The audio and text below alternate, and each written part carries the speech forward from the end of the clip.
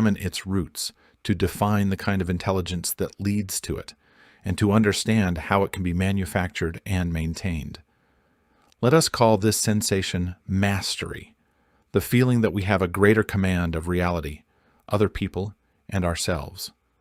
Although it might be something we experience for only a short while, for others, masters of their field, it becomes their way of life, their way of seeing the world.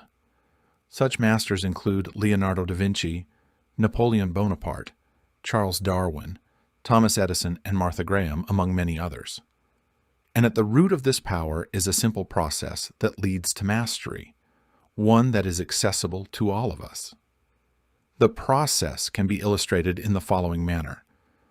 Let us say we are learning the piano, or entering a new job where we must acquire certain skills. In the beginning, we are outsiders. Our initial impressions of the piano or the work environment are based on prejudgments and often contain an element of fear. When we first study the piano, the keyboard looks rather intimidating. We don't understand the relationships between the keys, the chords, the pedals, and everything else that goes into creating music. In a new job situation, we are ignorant of the power relationships between people, the psychology of our boss, the rules and procedures that are considered critical for success. We are confused. The knowledge we need in both cases is over our heads. Although we might enter these situations with excitement about what we can learn or do with our new skills, we quickly realize how much hard work there is ahead of us. The great danger is that we give in to feelings of boredom, impatience, fear, and confusion. We stop observing and learning. The process comes to a halt. If, on the other hand, we manage these emotions and allow time to take its course, something remarkable begins to take shape. As we continue to observe and follow the lead of others, we gain clarity, learning the rules and seeing how things work and fit together. If we keep practicing, we gain fluency, basic skills are mastered, allowing us to take on newer and more exciting challenges. We begin to see connections that were invisible to us before. We slowly gain confidence in our ability to solve problems or overcome weaknesses through sheer persistence. At a certain point, we move from student to practitioner. We try out our own ideas, gaining valuable feedback in the process. We use our expanding knowledge in ways that are increasingly creative. Instead of just learning how others do things, we bring our own style and individuality into play. As years go by and we remain faithful to this process, yet another leap takes place, to mastery. The keyboard is no longer something outside of us. It is internalized and becomes part of our nervous system, our fingertips. In our career, we now have a feel for the group dynamic, the current state of business. We can apply this feel to social situations, seeing deeper into other people and anticipating their reactions. We can make decisions that are rapid and highly creative. Ideas come to us. We have learned the rules so well that we can now be the ones to break or rewrite them. In the process leading to this ultimate form of power, we can identify 3 distinct phases or levels. The first is the apprenticeship, the second is the creative active, the third, mastery. In the first phase, we stand on the outside of our field, learning as much as we can of the basic elements and rules. We have only a partial picture of the field, and so our powers are limited. In the second phase, through much practice and immersion, we see into the inside of the machinery, how things connect with one another, and thus gain a more comprehensive understanding of the subject. With this comes a new power, the ability to experiment and creatively play with the elements involved. In the third phase, our degree of knowledge, experience, and focus is so deep that we can now see the whole picture with complete clarity. We have access to the heart of life, to human nature and natural phenomena. That is why the artwork of masters touches us to the core. The artist has captured something of the essence of reality. That is why the brilliant scientist can uncover a new law of physics, and the inventor or entrepreneur can hit upon something no one else has imagined. We can call this power intuition, but intuition is nothing more than a sudden and immediate seizing of what is real, without the need for words or formulas. The words and formulas may come later, But this flash of intuition is what ultimately brings us closer to reality, as our minds suddenly become illuminated by some particle of truth previously hidden to us and to others. An animal has the capacity to learn, but it largely relies on its instincts to connect to its surroundings and save itself from danger. Through instinct, it can act quickly and effectively. The human relies instead on thinking and rationality to understand its environment. But such thinking can be slow, and in its slowness can become ineffective. So much of our obsessive internal thought process tends to disconnect us from the world. Intuitive powers at the mastery level are a mix of the instinctive and the rational, the conscious and the unconscious, the human and the animal. It is our way of making sudden and powerful connections to the environment, to feeling or thinking inside things. As children, we had some of this intuitive power and spontaneity, but it is generally drummed out of us by all of the information that overloads our minds over time. Masters return to this childlike state, their works displaying degrees of spontaneity and access to the unconscious, but at a much higher level than the child. If we move through the process to this endpoint, we activate the intuitive power latent in every human brain, one that we may have briefly experienced when we worked so deeply on a single problem or project. In fact, often in life we have glimpses of this power. For instance, when we have an inkling of what will come next in a particular situation, or when the perfect answer to a problem comes to us out of nowhere. But these moments are ephemeral and not based on enough experience to make them repeatable. When we reach mastery, this intuition is a power at our command, the fruit of working through the lengthier process. And because the world prizes creativity and this ability to uncover new aspects of reality, it brings us tremendous practical power as well. Think of mastery in this way. Throughout history, men and women have felt trapped by the limitations of their consciousness, by their lack of contact with reality and the power to affect the world around them. They have sought all kinds of shortcuts to this expanded consciousness and sense of control in the form of magic rituals, trances, incantations, and drugs. They have devoted their lives to alchemy, in search of the philosopher's stone, the elusive substance that transformed all matter into gold.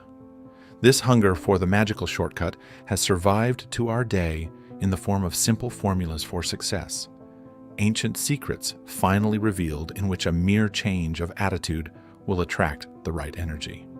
There is a grain of truth and practicality in all of these efforts. For instance, the emphasis in magic on deep focus. But in the end, all of this searching is centered on something that doesn't exist. The effortless path to practical power, the quick and easy solution, the El Dorado of the mind. At the same time that so many people lose themselves in these endless fantasies, they ignore the one real power that they actually possess. And unlike magic or simplistic formulas, we can see the material effects of this power in history, the great discoveries and inventions, the magnificent buildings and works of art, the technological prowess we possess, all works of the masterful mind. This power brings to those who possess it the kind of connection to reality and the ability to alter the world that the mystics and magicians of the past could only dream of. Over the centuries, people have placed a wall around such mastery. They have called it genius and have thought of it as inaccessible. They have seen it as the product of privilege, inborn talent, or just the right alignment of the stars. They have made it seem as if it were as elusive as magic. But that wall is imaginary. This is the real secret. The brain that we possess is the work of 6 million years of development. And more than anything else, this evolution of the brain was designed to lead us to mastery, the latent power within us all. For 3 million years, we were hunter-gatherers, and it was through the evolutionary pressures of that way of life that a brain so adaptable and creative eventually emerged. Today, we stand with the brains of hunter-gatherers in our heads. It is hard for us to imagine now, but our earliest human ancestors, who ventured out onto the grasslands of East Africa some 6 million years ago were remarkably weak and vulnerable creatures. They stood less than 5 feet tall. They walked upright and could run on their 2 legs, but nowhere near as fast as the swift predators on 4 legs that pursued them. They were skinny. Their arms could not provide much defense. They had no claws or fangs or poison to resort to if under attack. To gather fruits, nuts, and insects, or to scavenge dead meat, they had to move out into the open savanna, where they became easy prey to leopards or packs of hyenas. So weak and small in number, they might have easily become extinct. And yet, within the space of a few million years, remarkably short on the timescale of evolution, these rather physically unimpressive ancestors of ours transformed themselves into the most formidable hunters on the planet. What could possibly account for such a miraculous turnaround? Some have speculated that it was their standing on 2 legs, which freed up the hands to make tools with their opposable thumbs and precision grip. But such physical explanations miss the point. Our dominance, our mastery, does not stem from our hands, but from our brains, from our fashioning the mind into the most powerful instrument known in nature, far more powerful than any claw. And at the root of this mental transformation are 2 simple biological traits, the visual and the social, that primitive humans leveraged into power. Our earliest ancestors were descended from primates who thrived for millions of years in a treetop environment, and who in the process had evolved one of the most remarkable visual systems in nature. To move quickly and efficiently in such a world, they developed extremely sophisticated eye and muscle coordination. Their eyes slowly evolved into a full frontal position on the face, giving them binocular stereoscopic vision. This system provides the brain a highly accurate 3-dimensional and detailed perspective, but is rather narrow. Animals that possess such vision, as opposed to eyes on the side or half-side, are generally efficient predators like owls or cats. They use this powerful sight to home in on prey in the distance. Tree-living primates evolved this vision for a different purpose, to navigate branches and to spot fruits, berries, and insects with greater effectiveness. They also evolved elaborate color vision. When our earliest human ancestors left the trees and moved to the open grasslands of the savanna, they adopted an upright stance. Possessing already this powerful visual system, they could see far into the distance. Giraffes and elephants might stand taller, but their eyes are on the sides, giving them instead panoramic vision. This allowed them to spot dangerous predators far away on the horizon and detect their movements even in twilight. Given a few seconds or minutes, they could plot a safe retreat. At the same time, if they focused on what was nearest at hand, they could identify all kinds of important details in their environment: footprints and signs of passing predators, or the colors and shapes of rocks that they could pick up and perhaps use as tools. In the treetops, this powerful vision was built for speed, seeing and reacting quickly. On the open grassland, it was the opposite. Safety and finding food relied upon slow, patient observation of the environment, on the ability to pick out details and focus on what they might mean. Our ancestors' survival depended on the intensity of their attention. The longer and harder they looked, the more they could distinguish between an opportunity and a danger. If they simply scanned the horizon quickly, they could see a lot more, but this would overload the mind with information. Too many details for such sharp vision. The human visual system is not built for scanning, as a cow's is, but for depth of focus. Animals are locked in a perpetual present. They can learn from recent events, but they are easily distracted by what is in front of their eyes. Slowly, over a great period of time, our ancestors overcame this basic animal weakness. By looking long enough at any object and refusing to be distracted, even for a few seconds, they could momentarily detach themselves from their immediate surroundings. In this way, they could notice patterns, make generalizations, and think ahead. They had the mental distance to think and reflect, even on the smallest scale. These early humans evolved the ability to detach and think as their primary advantage in the struggle to avoid predators and find food. It connected them to a reality other animals could not access. Thinking on this level was the single greatest turning point in all of evolution, the emergence of the conscious, reasoning mind. The second biological advantage is subtler, but equally powerful in its implications. All primates are essentially social creatures, but because of their intense vulnerability in open areas, our earliest ancestors had a much greater need for group cohesion. They depended on the group for vigilant observation of predators and the gathering of food. In general, these early hominids had many, more social interactions than other primates. Over the course of hundreds of thousands of years, this social intelligence became increasingly sophisticated, allowing these ancestors to cooperate with one another on a high level. And as with our understanding of the natural environment, this intelligence depended on deep attention and focus. Misreading the social signs in a tight-knit group could prove highly dangerous. Through the elaboration of these two traits, the visual and the social, our primitive ancestors were able to invent and develop the complex skill of hunting some 2 to 3 million years ago. Slowly, they became more creative, refining this complex skill into an art. They became seasonal hunters and spread throughout the Euro-Asian landmass, managing to adapt themselves to all kinds of climates. And in the process of this rapid evolution, their brains grew to virtually modern human size, some 200,000 years ago. In the 1990s, a group of Italian neuroscientists discovered something that could help explain this increasing hunting prowess of our primitive ancestors, and in turn, something about mastery as it exists today. In studying the brains of monkeys, they found that particular motor command neurons will not only fire when they execute a very specific action, such as pulling a lever to get a peanut or taking hold of a banana, but that these neurons will also fire when monkeys observe another performing the same actions.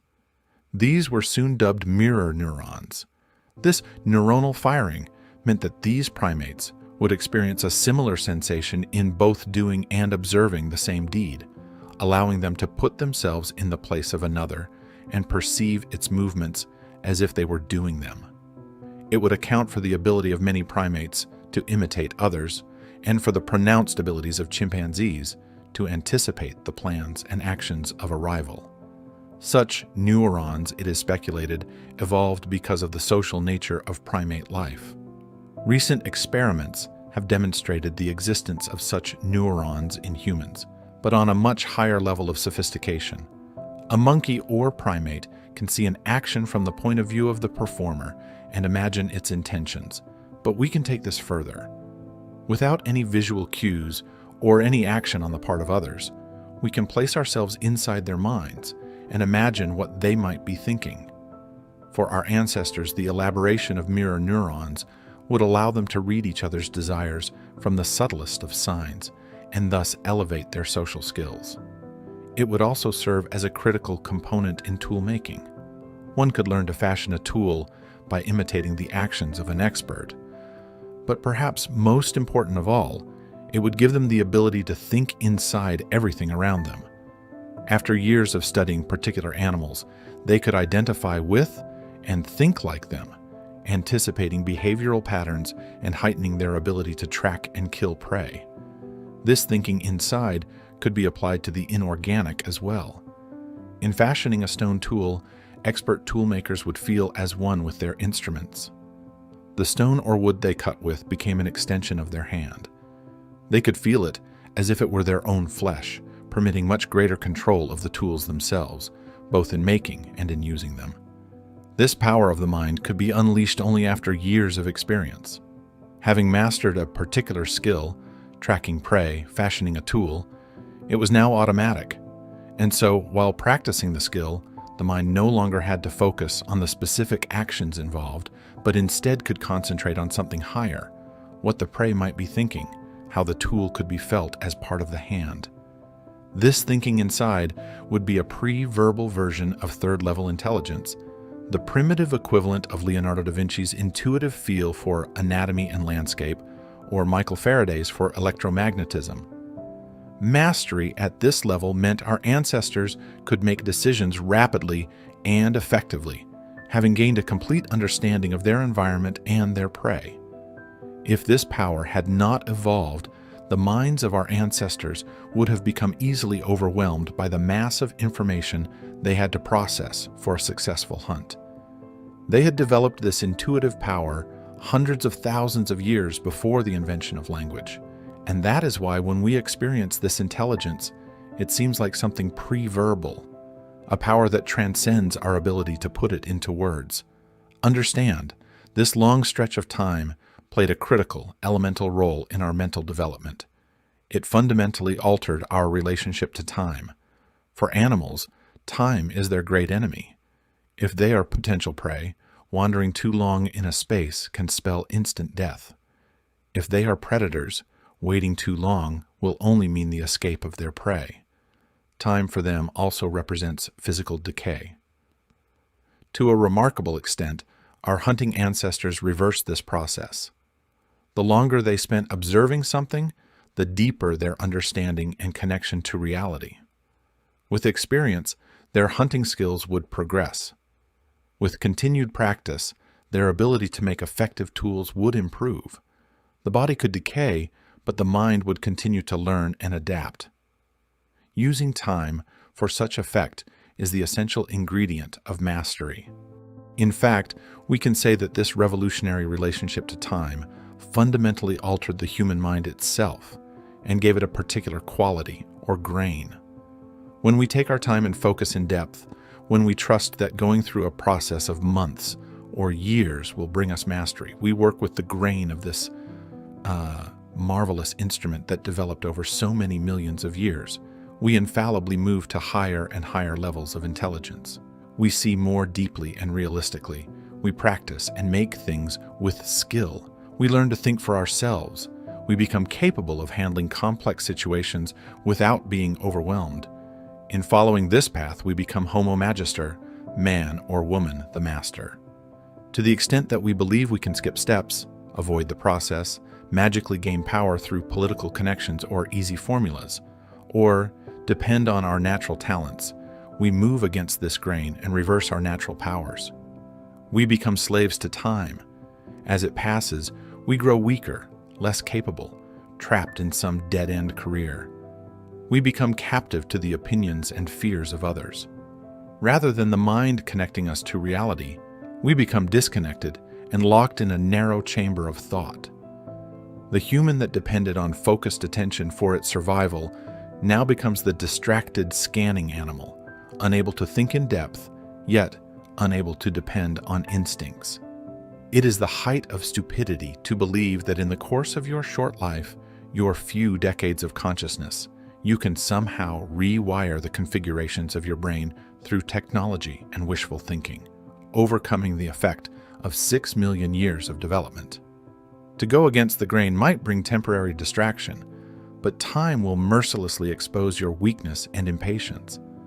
The great salvation for all of us is that we have inherited an instrument that is remarkably plastic. Our hunter-gatherer ancestors, over the course of time, managed to craft the brain into its present shape by creating a culture that could learn, change, and adapt to circumstances that wasn't a prisoner to the incredibly slow march of natural evolution. As modern individuals, our brains have the same power, the same plasticity. At any moment, we can choose to shift our relationship to time and work with the grain, knowing of its existence and power. With the element of time working for us, we can reverse the bad habits and passivity and move up the ladder of intelligence. Think of this shift as a return to your radical, deep past as a human, connecting to and maintaining a magnificent continuity with your hunter-gatherer ancestors in a modern form. The environment we operate in may be different, but the brain is essentially the same, and its power to learn, adapt, and master time is universal.